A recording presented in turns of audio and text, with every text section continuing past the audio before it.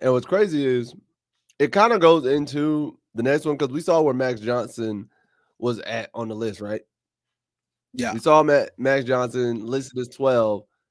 And it leads to the next subject we were talking about Gio Lopez himself being ready to take over as a QB and lead the Tar Heels. And I saw this video and wanted to show y'all because I'm sitting there thinking I have some thoughts about it. So this clip came up talking about him.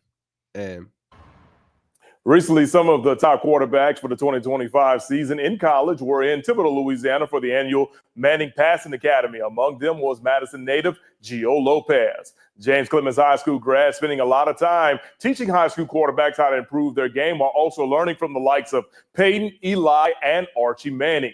Following his departure, Lopez is returning to North Carolina to play under one of the best professional coaches of all time, Bill Belichick. Despite being a defensive guru, Lopez has picked up a lot from Belichick to help him offensively. When you get to learn from someone that's seen so many defenses and coached so many, different players, you just learn tendencies. And he talks about, ball placement and why it matters. And he just teaches you the things you don't talk about. We've met a couple times. He talks about, how interceptions change the game, how fumbles change the game, how not picking up a first down, like just understanding things you just don't really think about when you're a young quarterback. All right, Lopez will make his debut with the Tar Heels in front of a nationally televised audience on Monday, September the 1st, when UNC takes on TCU. Kickoff on ESPN is set for 7 p.m. First of all, isn't that game still overseas? Yeah, it's in Ireland. So they're gonna be playing at like midnight on a Monday. Nah, they're gonna be playing on time. The game gonna start over here at like 8 in the morning. Okay. No, the game gonna start. It's gonna be 1 o'clock. That's gonna be weird though, because it's gonna be like 2 o'clock here. It starts at 1 p.m. over there. Because Europe, Ireland, it's a 6-hour time difference, 5-hour time difference. So if it's starting at 7 over there, it's gonna be like 1 or 2 here. No, because last year when they had it over there, that game started at like 8 or that was on like 9. But it was on a Sunday. That was like an early game that they did that. Because even then, even the UK games they have for the NFL that go over in England and Germany, they start those at like 9, 10 o'clock in the morning. Yeah, because those games are happening at 2, 3 when I was over there. Because remember, I was over there trying to go to one of the games. I know one of the games. Most of the Jacksonville games start the first one. They're normally the 1 o'clock games. Because I'll wake up at like 10 in the morning and the game will be started. Yeah, if it's starting at 7 p.m. in Ireland, it's going to be 2 p.m. That's going to be 2 p.m. our time. That's going to be 2 p.m. on the East Coast. It's gonna be televised around like 10, 9 o'clock. Like, it was probably about like 9 o'clock in the morning. Not if it's starting at 7 p.m. Now, if it's starting at 7 p.m., then yeah, it's gonna be like 2 o'clock. That's what I'm saying. If it's starting at 7 p.m., like they just put up there, the game is going to start in the East. If it's starting at 7 p.m. local Ireland time, the game is going to start at 2 p.m. our time. But there's neither here nor there, because my real thing about it is, who do you think is going to be the starting quarterback? Do you think Max Johnson keeps the keys, or do you think Gio Lopez is going to take that next step and become the starting quarterback and is going to be the starter on week 1? Like I said, I think I'm more on that camp that Gio is going to be the starter come week 1, because I don't think. Not saying that Max doesn't prepare well enough. I don't think Max is going to be ready 100% by that game. Sure, we still have 2 more months. We still what have up, time. Jackson? It was good, Jackson. So we still have time before that happens. But I think with Gio, is going to be more set to play week 1 by comparison. But you never know. Max might be like, nah, I'm good enough to go. Put me in there. We'll see what happens. Once again, I don't think the possibility of Max seeing the field is 0, but I still think there's a higher possibility that Gio starts that game. I think that Max is actually going to be the starter week 1. depending especially on if Max has that seniority and that composure that Bill is looking for in an established quarterback. Max has been here for a good amount of time. Max has done this. Not saying that Gio hasn't been a starter, but I feel as though Max, because he's been here for a long amount of time, especially being injured and seeing things like that, having to watch somebody else play his position and be worried because lost his head coach. He lost his head coach and all his coordinators, got a whole new squad coming in. 2025 game in Chapel Hill. They play TCU again in 2026 in Ireland. Let me. Oh, okay. Okay. That makes more sense. Because I'm like, there's no way. Thank you, Quan. That makes more sense. If that's the case. Yeah. So that's looking at it as next season. Okay.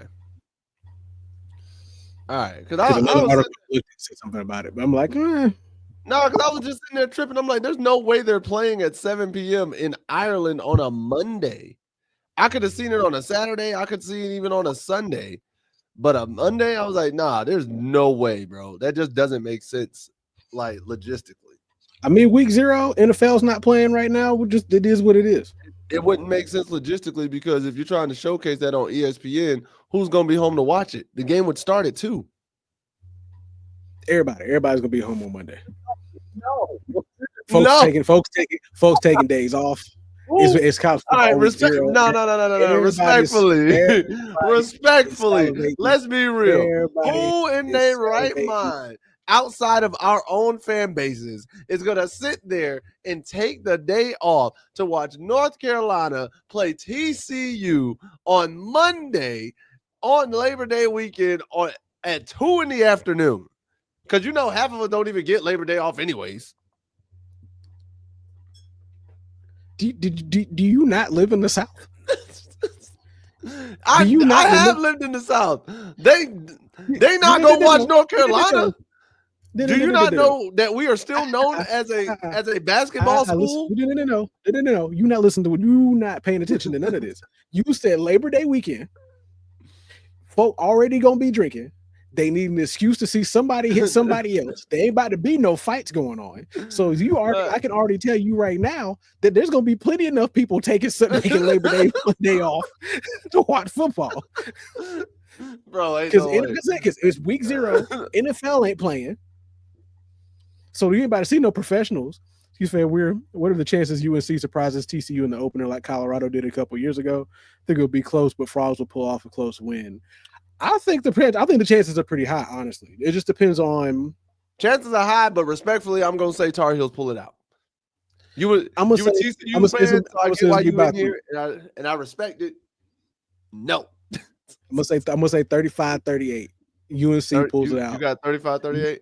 35-38, UNC pulls out the win. And the reason why I say it depends on who's going to be starting. I got, you know what?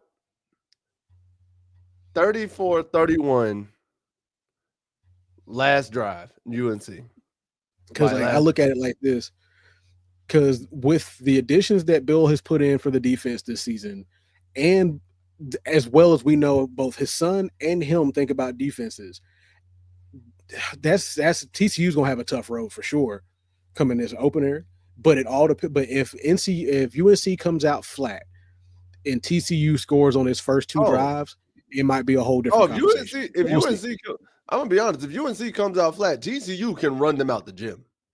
Yeah, if UNC doesn't score, TCU ain't no spot. If UNC doesn't score that first quarter, or at least early in the second, and TCU scores scores at least once in both first quarters, we'll see. We'll really have to see how well the team is bought into any kind of adjustment coming into that third quarter, because if they don't adjust, if we don't see a Bill Belichick adjustment coming into the third quarter, boy.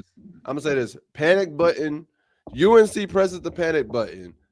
If they have not scored by the end of the first, TCU has scored on at least two of like their first 3-4 drives and has the ball to start the second quarter. for their third drive to go up 21-0, panic button is pressing. We are worried right now. Like If we're kind of go up by more than 4, if they go up by more than 14 before second quarter is over, there's gonna be a problem. Press the button. Press the button. Like I said, because I have all faith in Bill Belichick on this, and as much as NFL wise, I was a Bill Belichick hater. Oh, I will continue to be. I was a hater in the NFL. I was a will continue to be. Because I'm like, you too good to be in a Madden game too. We can't see your name, but whatever. Bill cost me a ring. Bill took a ring from my childhood. You? Hey, listen. Bill took 2 rings from me. Listen, wait, 2? 2. Wait, was he on the coaching staff when Atlanta went to the first Super Bowl? Nah, I'm talking about Oakland. When Oakland should have went. Oh. When listen, I was rooting for Rich Gannon. I was rooting for that sidearm man. Listen, bro. I was rooting for him and Charles Woodson. And then here you go. Dang tuck rule nonsense. Nah, bro. I'm still mad. Listen. I was 10. Then Tom admitted almost 20 years later. I was 10 years old. The Panthers were doing cardiac Panther things. Jake Delhomme went from being our backup to our starter, and we had a crazy season. We get to the Super Bowl. We come back and have one of the greatest third and fourth quarters back and forth. Like, we are scoring, bro. Everybody thinking we about to get blown out. Nah, we in there. We in there like swimwear. We tie the game. And I'm like, you know what, Lord? We going to go into overtime. We're going to get this coin flip. We're going to go into overtime. John Casey going to hit this kick, and we could steal a ring. And that's the same Super Bowl that Janet Jackson had the Nipplegate. It would have been the most memorable 10-year-old moment for me. But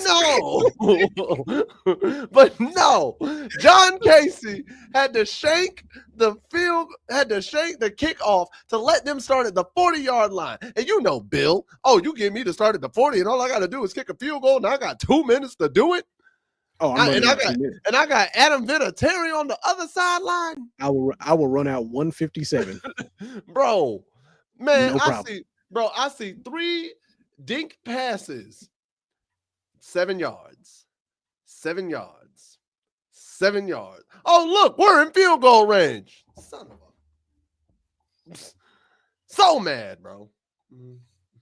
Because, man, like at the end of the day, I think at the end of the day, once again, miracle moment, I'll agree with Paul Feinbaum. In a miracle moment that, yes, he's going to improve on the 6-7 record, but they're going to miss out on the ACC title. When did Paul Feinbaum say that? Earlier today. Okay. I was about to say, I have been on Paul Feinbaum's neck and his ears. It was an article published. Because you know his ears are bigger than his neck. 1:10. As of 1:10 p.m. today. Because you know his ears are bigger than his neck. So that's a whole lot of standing I could do. There's a whole lot of all of that that's bigger than his neck. But that's not. Oh, man. But yeah, no, I agree I agree with him on that they're going to improve on that 6-7 record they had last season, but they might end up missing out on the ACC title game because of who they have to go through to get there.